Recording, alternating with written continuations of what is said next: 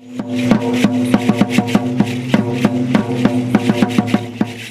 decided to be out here to show support for the students who have been in fear for their lives and who have felt that the adults around them have not done enough to protect them and to make them feel safe.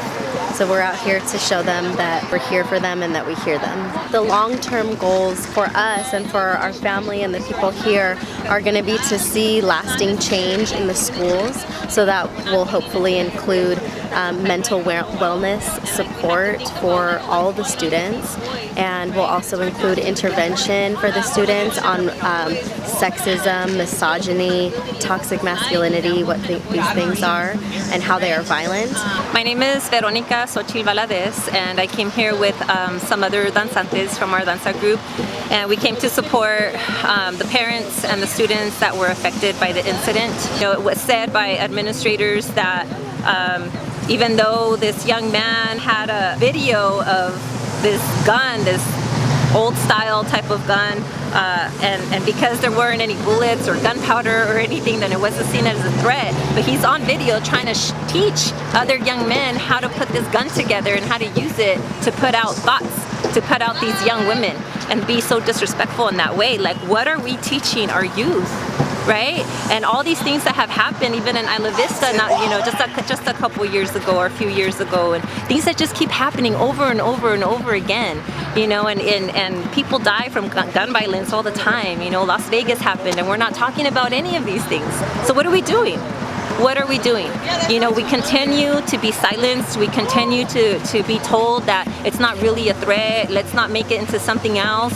And then these things continue to happen on a more regular basis. And so we're always such a reactionary society, right? And so yes, we are here reacting today because we're trying to call attention to this issue, but we don't want it to just be like this issue. Like, what can we do on the inside and even on the outside from all angles to prevent these things from happening? We just had the Women's March again.